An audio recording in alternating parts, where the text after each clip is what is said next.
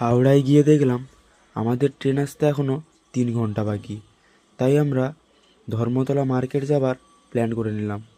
তারপর আমরা মেট্রো স্টেশনে গিয়ে 6টা মেট্রোর টিকিট নিয়ে মেট্রোর উদ্দেশ্যে চলে গেলাম। গিয়ে দেখলাম আমাদের মেট্রো এখনও আসেনি। তাই আমরা সেখানে একটা সেলফি নিয়ে নিলাম। দেখলাম আমাদের মেট্রো চলে এসছে। তাই তাড়াতাড়ি আমরা মেট্রোর মধ্যে উঠে পড়লাম।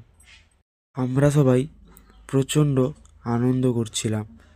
তারপর আমরা চলে গেলাম ধর্মতলা মার্কেটে, যেখানে একটা দাদার প্যান্ট কিনতে গেছিলাম, কিন্তু আমাদের কোনো প্যান্ট পছন্দই হলো না। তারপর আমরা ফিরে আসার সময় দেখতে পেলাম এই লস্যিটা খেতে কিন্তু দারুণ ছিল।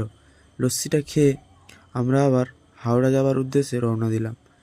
হাওড়ায় গিয়ে খেয়ে নিলাম রাতের খাবার খেয়ে আমরা অপেক্ষা করছিলাম ট্রেনের জন্য।